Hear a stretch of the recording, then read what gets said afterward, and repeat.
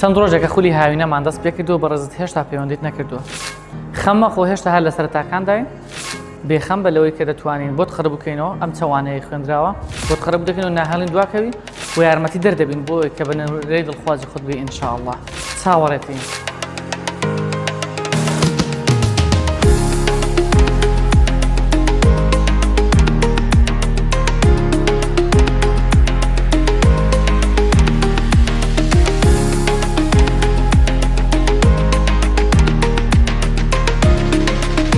بەناوی خوای گەورە و میهرەبان من مامۆستا خۆشەوی عەبدوڕەحمان ئەحمەد پسپۆڕی بیرکاری لە پەیمانگای کلێڤەری ناحکومی بۆ ساڵی ئەم ساڵ لەگەڵ قوتابی ئازیزەکانمان بەردەوامین لە خول بۆ ئەوەی بتوانین قوتابیەکانمان وا پێ بگەین کە نمرەیەکی بەرز بەدەست بێنن.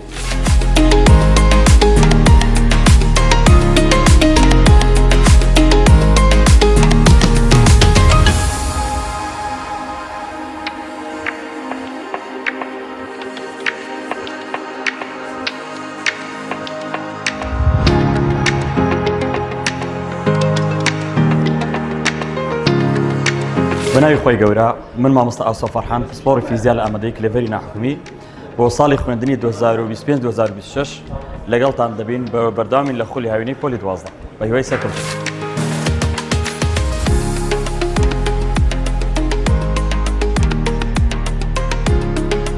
سڵاو، من نام محەممەد دەربازە لە خولی هاوینەی پەیمانگای کلێڤەردا بەشداریم کردووە و زۆر سوپاس مامۆستاکان دەکەم بەڕاستی زۆر لەگەڵمان ماندوونە و هیوادارم هەمومان نمرەیەکی باش بەدەست بێنین.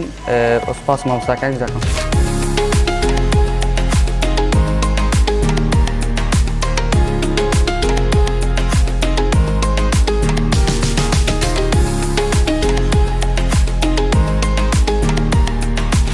سڵاو، من ناوم گەڵا ڕەفحەتە. ئەم ساڵ بووم بە پۆلی 12 کە بتوانم شوێنێکی باش هەڵبژێرم بۆی دەرەجەیەکی باش بێنم لە پۆلی 12 چونکە هەموو قوتابە یعنی حەز بۆ دەکەن کە دەرەجەی باش بێنن بۆیە منیش پەیمانگای کلێڤەری ناحکومیم هەڵبژار بۆی بە دەرەجەیەکی باش بێنم و چونکە مامۆستاکانی زۆر بەتوانن.